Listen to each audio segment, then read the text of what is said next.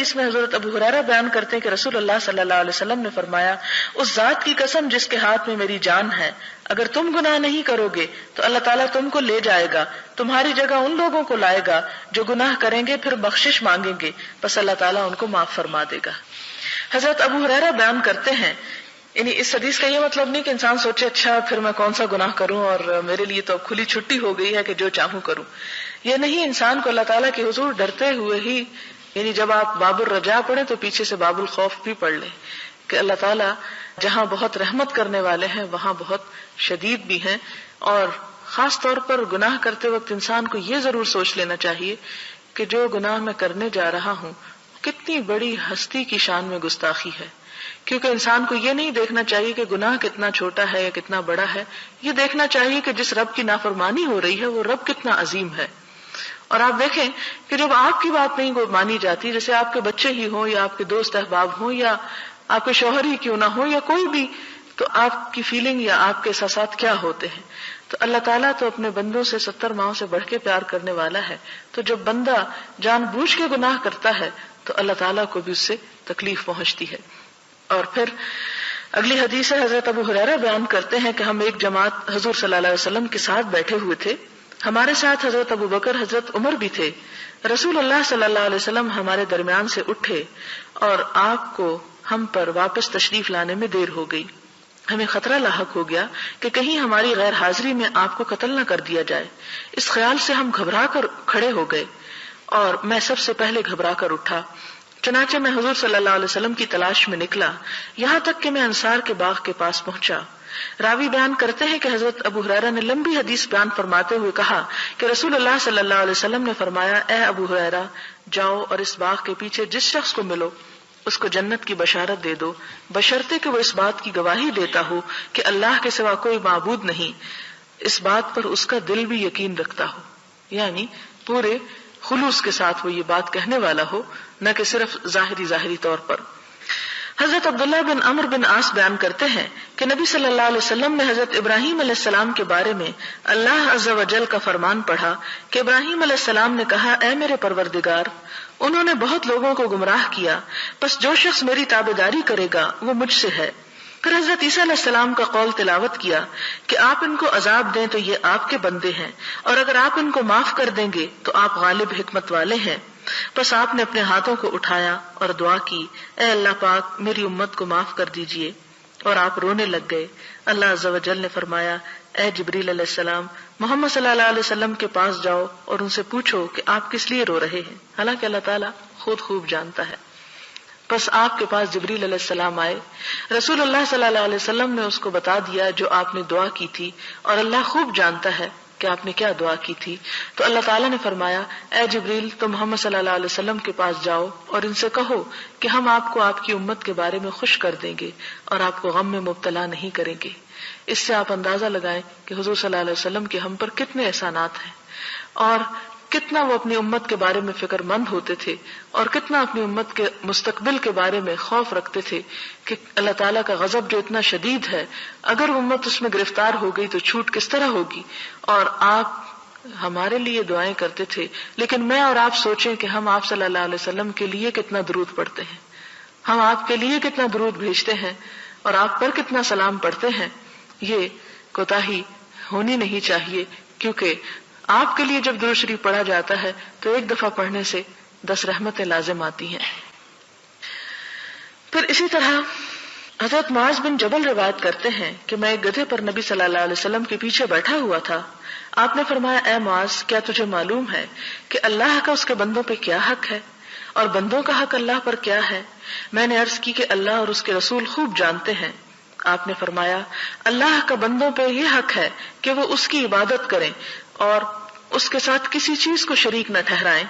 اور بندوں کا حق اللہ پر یہ ہے کہ اللہ پاک اس انسان کو عذاب میں مبتلا نہیں کرے گا جو اس کے ساتھ کسی کو شریک نہ ٹھہرائے گا۔ میں نے عرض کیا، یا رسول اللہ صلی اللہ علیہ وسلم، کیا میں لوگوں کو اس کی خوشخبری نہ دے دوں؟ آپ نے فرمایا، خوشخبری نہ دو، اس لیے کہ لوگ اس پر بھروسہ کر بیٹھیں گے اور عمل چھوڑ دیں گے، یعنی پھر کام نہیں کریں گے اور کہیں گے کہ بس چونکہ ہم کلمہ پڑھ رہے ہیں یہی ہمارے لیے کافی ہے۔ اور آج شاید ہمارے دور کی امت نے بھی یہی سوچ رکھا ہے، چونکہ ہم کلمہ پڑھتے ہیں اس لیے لیکن سوچنا یہ چاہیے کہ ہم نے کلمہ کتنے شعور اور کتنے خلوص کے ساتھ پڑھا ہے. ہم تو اس لیے پڑھتے ہیں کہ مسلمانوں کے گھر میں پیدا ہو گئے. ہم نے اپنی ایفرٹ اور اپنے شوق اور اپنی محبت کے ساتھ کتنا اللہ تعالیٰ کا حق ادا کیا ہے، اس چیز کی طرف بھی توجہ لازم ہے.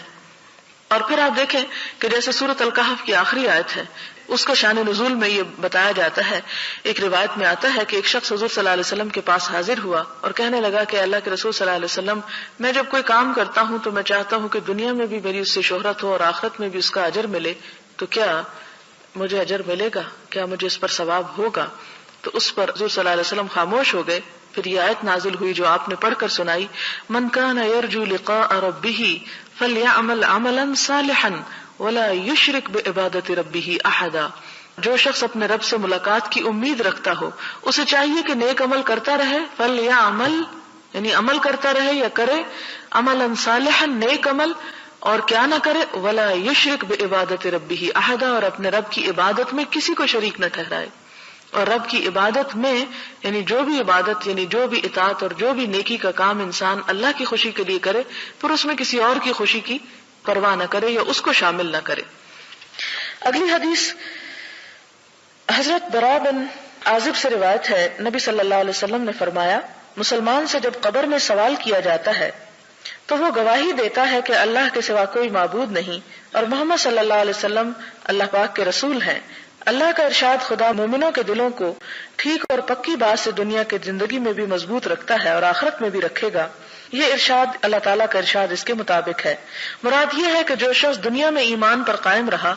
قبر کے اندر جب اس سے سوال کیے جائیں گے تو اس کی وجہ سے وہاں بھی وہ ثابت قدم رہے گا.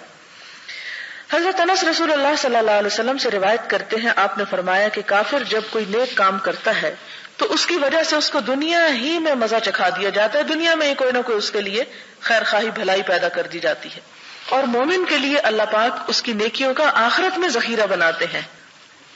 اور اس کی فرما برداری کی وجہ سے دنیا میں بھی رزق دیتے ہیں. ایک روایت میں ہے، بے شک اللہ کسی مومن کی نیکی کو رائے گاہ نہیں کرتا،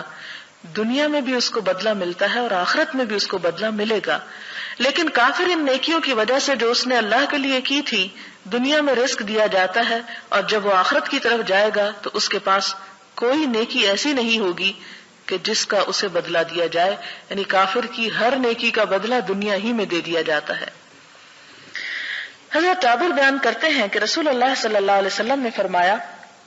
کہ جو شخص 5 نمازیں ادا کرے اس کی مثال اس بڑی نہر کی طرح ہے جو تم میں سے کسی ایک کے دروازے پر جاری ہو اور وہ روزانہ 5 دفعہ اس میں نہاتا ہو. یعنی نماز بھی گناہوں سے انسان کو پاک صاف کر دیتی ہے. اب آپ دیکھیں کہ حضور صلی اللہ علیہ وسلم نے اتنی بشارتیں دیں کہ اللہ تعالیٰ کلمہ پڑھنے والے مسلمان کو معاف کر دے گا، لیکن آپ ایک مثال ایسی نہیں ڈھونڈ سکتے صحابہ کرام کی زندگی میں کہ جس سے انہوں نے ان احادیث کا مطلب یہ سمجھا ہو کہ چاہے نماز پڑھے یا نہ پڑھے اللہ تعالیٰ معاف کر دے گا. کیونکہ ہمیں کوئی صحابی ایسے نہیں ملتے کہ جنہوں نے جان بوجھ کر کوئی ایک نماز بھی چھوڑ دی ہو. لیکن ہمارے فہم میں یا ہماری سمجھ میں غلطی ہو گئی. ہم نے ان احادیث کا اور ان باتوں کا مطلب یہ سمجھ لیا کہ صرف زبان سے لا الہ الا اللہ کہہ دو اور کچھ کام کرنے کی ضرورت نہیں، چاہے نماز پڑھو یا نہ پڑھو، روزہ رکھو یا نہ رکھو، فرائض ادا کرو یا نہ کرو، بخشش لازم ہے. یہ ان احادیث کا مطلب نہیں. اگر یہ ان کا مطلب ہوتا تو کیا صحابہ کرام کو سمجھ نہیں آئی تھی اور وہ عمل نہ کرتے؟ وہ بھی صرف اس پہ توکل کر کے بیٹھ جاتے چونکہ کلمہ آپ پڑھ لیا اب اور تو کچھ کرنے کی ضرورت نہیں. یہی وجہ تھی کہ صحابہ کرام میں سے ایک سے بڑھ کر نیکیوں میں آگے بڑھنے کی کوشش میں تھا، کیونکہ انہیں اس بات کی اچھی طرح سمجھ آ چکی تھی کہ لا الہ الا اللہ کہنے کا مطلب یہ ہے کہ پھر اللہ کی اطاعت بھی کی جائے. پھر اسی طرح آپ صلی اللہ علیہ وسلم بیان کرتے ہیں کہ جو مسلمان مر جاتا ہے اور اس کے جنازے میں 40 آدمی شریک ہوتے ہیں جو اللہ کے ساتھ کسی کو شریک نہ بناتے ہوں تو اللہ تعالیٰ اس میت کے بارے میں ان کی سفارش کو قبول فرمائے گا. اب یہ ہے کہ 40 بندے تو شریک ہو جائیں لیکن یہ کیا معلوم کہ کس کا ایمان اور کس کا عقیدہ کس طرح کا ہے. آپ کو معلوم ہے کہ حضرت عثمان کو دفن کس طرح کیا گیا تھا؟ تاریخ میں پڑھا آپ نے کہ رات کے اندھیرے میں چھپ کر آپ کی بیوی نے آپ کو غسل دیا تھا اور چھپ کر آپ کو دفن کیا گیا تھا. آپ کا جنازہ برسر عام نہیں ہوا تھا. خیر ان لوگوں کو تو دنیا میں ہی جنت کی بشارت مل گئی تھی. میں تو صرف مثال یہ اس موقع پہ اس لیے دے رہی ہوں کہ ضروری نہیں کہ ہم اس انتظار میں بیٹھ جائیں کہ ہمارے 40 لوگ ہمارا جنازہ پڑھیں گے تو ہم بخشے جائیں گے. پہلے تو ہمیں کوئی گارنٹی نہیں کہ معلوم نہیں موت کہاں آتی ہے. اب دیکھیں کئی ایسے لوگ بےچارے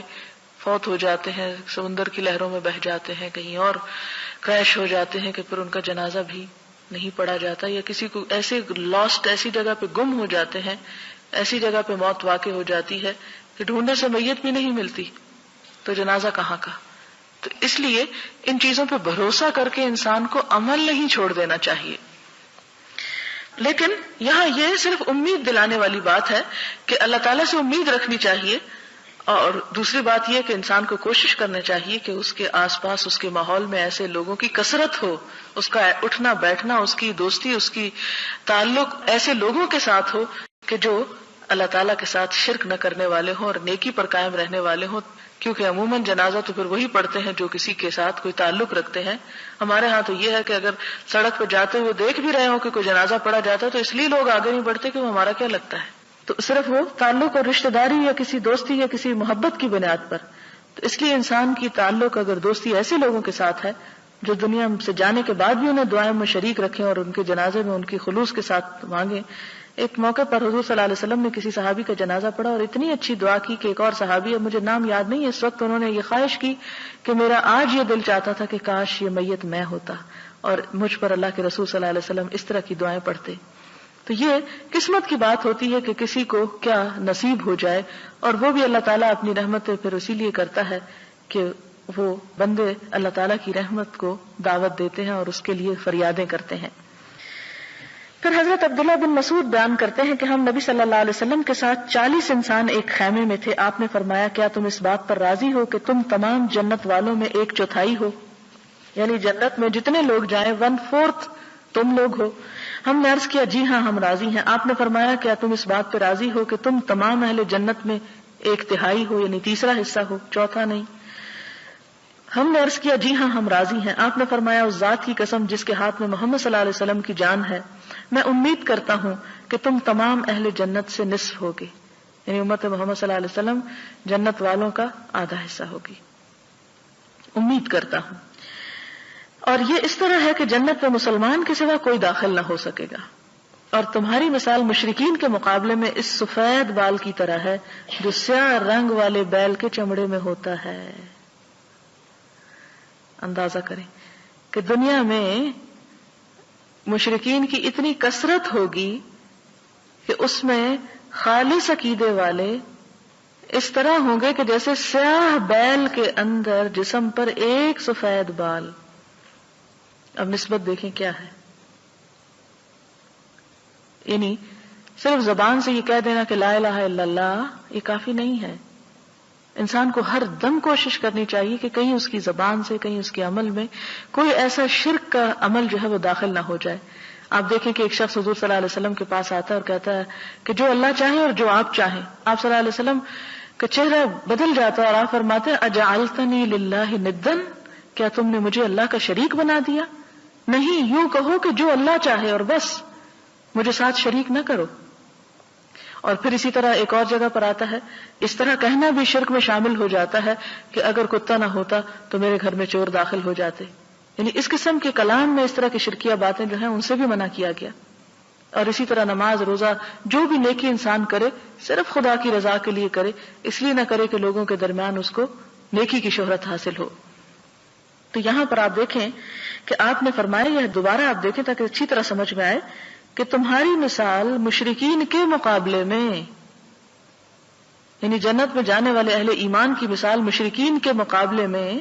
اس سفید بال کی طرح ہے جو سیاہ رنگ والے بیل کے چمڑے میں ہوتا ہے. چمڑا یعنی اسکن کے اوپر جتنے بال اگے ہوتے ہیں ان میں سے ایک سفید بال کی طرح، یا اس سیاہ بال کی طرح جو سرخ رنگ کے بیل کے چمڑے میں ہوتا ہے. یعنی باقی سارے کا سارا بال سرخ ہے، ایک بال سیاہ ہے، یا باقی سارے کا سارا سیاہ ہے اور ایک بال سفید ہے. حضرت ابو موسیٰ اشعری بیان کرتے ہیں کہ رسول اللہ صلی اللہ علیہ وسلم نے فرمایا جب قیامت کا دن ہوگا تو اللہ تعالیٰ ہر مسلمان کو ایک یہودی یا عیسائی دے کر فرمائے گا کہ دوزخ سے تیرا نجات حاصل کرنا اس کے بدلے میں ہے. ایک روایت میں نبی صلی اللہ علیہ وسلم نے فرمایا کہ مسلمان قیامت کے دن پہاڑوں جیسے گناہوں کو لے کر آئیں گے لیکن اللہ تعالیٰ ان کو معاف کر دے گا، یعنی ان کے ایمان کی وجہ سے اور ان کی توحید کی وجہ سے۔ اور پھر یہ کہ یہ دفع الی کل مسلم، اس کا مطلب حضرت ابو ہریرہ کی حدیث سے واضح ہو رہا ہے کہ ہر آدمی کے لیے ایک مقام جنت میں ہے اور ایک جہنم میں۔ پس ایماندار انسان جب جنت میں داخل ہو جائے گا تو کافر اس کی جگہ دوزخ میں جائے گا۔ وہ حدیث آپ کو یاد ہوگی کہ حضور صلی اللہ علیہ وسلم نے فرمایا کہ جب بندہ قبر میں ہوتا ہے تو اس کا ٹھکانہ جو ہے وہ جنت یا دوزخ جو بھی ہوتا ہے اسے دکھایا جاتا ہے، اور اس کے ساتھ اس کو اگر جنتی ہے تو دکھایا جاتا ہے، اگر تم جہنمی ہوتے تو وہ تمہارا ٹھکانہ ہوتا ہے، اور اسی طرح جو جہنم کا شخص ہوتا ہے اس کو دکھایا جاتا ہے اگر تم جنتی ہوتے تو تمہارا جنت میں وہ جگہ تھی۔ اب قیامت کے دن ان جگہوں کا تبادلہ ہو جائے گا، مسلمان کے مومن کے جہنم والی جگہ پر کافر چلا جائے گا، اور کافر کے لیے جو جنت کا ٹکڑا رکھا ہوا تھا اور وہ اس کا اہل نہیں بنا، اس کی جگہ مسلمان چلا جائے گا، وہ تبادلہ ہو جائے گا اس طرح۔ اب آپ دیکھیں کہ جنت اور جہنم جیسے کہ آپ صلی اللہ علیہ وسلم نے فرمایا کہ چٹیل میدان ہے، اس کے سوا کچھ نہیں، تمہاری نیکیاں یا برائیاں اس میں وہ جو کچھ اگا دیتی ہیں جو تم چاہتے ہو، یعنی جیسے تم عمل کرو گے ویسے ہی وہ۔ اب دیکھیں کہ جیسے مثال کے طور پر اگر کسی شخص کے پاس کسی ایسی جگہ پر زمین کا ٹکڑا ہو جو بہت ہی زرخیز ہو لیکن وہ اس میں کچھ نہیں اگاتا، تو آپ دیکھیں گے کہ اگا ہوا تو اس میں پھر بھی بہت کچھ ہوتا ہے قدرتی بارشوں کی وجہ سے، لیکن جھاڑ جھنکاڑ کانٹے خضرو پودے بیکار قسم کے اگاتے ہیں۔ اور اسی کے مقابلے میں ایک دوسرا شخص اسی لینڈ کے اوپر جب محنت کرتا ہے کوشش کرتا ہے تو بہترین پھلدار درخت حاصل کرتا ہے جس سے اسے بہت فائدہ حاصل ہوتا ہے۔ تو بالکل اسی طرح اگر انسان کے لیے وہ جگہ ریزرو ہو بھی چکی ہے لیکن جب تک خود تعمیر نہیں کریں گے، خود اس پر پودے نہیں لگائیں گے، خود محنت نہیں کریں گے تو خود سے جو اگے گا وہ تو پھر کڑوے کانٹے ہی ہوں گے۔ اسی طرح اگلی حدیث حضرت ابن عمر سے، حضور صلی اللہ علیہ وسلم نے فرمایا کہ مومن قیامت کے دن اپنے پروردگار سے قریب ہوگا یہاں تک کہ اللہ تعالیٰ اپنی رحمت کے پہلو کو اس پر رکھیں گے اور اس سے اس کے گناہوں کا اقرار کرائیں گے۔ بس اللہ تعالیٰ فرمائے گا کیا تم اپنے فلاں گناہ کو پہچانتے ہو؟ وہ کہے گا اے پروردگار میں پہچانتا ہوں۔ اللہ فرمائے گا تیرے ان گناہوں پر دنیا میں پردہ ڈالا میں نے اور آج بھی میں تیرے ان گناہوں کو معاف کرتا ہوں۔ بس اس کو اس کی نیکیوں کا اعمال نامہ دے دیا جائے گا۔ کتنا رحیم ہے رب کہ دنیا میں بھی انسان کیا کچھ خطائیں نہیں کرتا لیکن اللہ تعالیٰ انہیں لوگوں کی نگاہوں سے چھپائے رکھتا ہے۔ فرمایا کہ دیکھو دنیا میں بھی چھپایا تھا، آج بھی چھپاتا ہوں اور تجھے معاف کر دیتا ہوں۔ حضرت عبداللہ بن مسعود بیان کرتے ہیں کہ ایک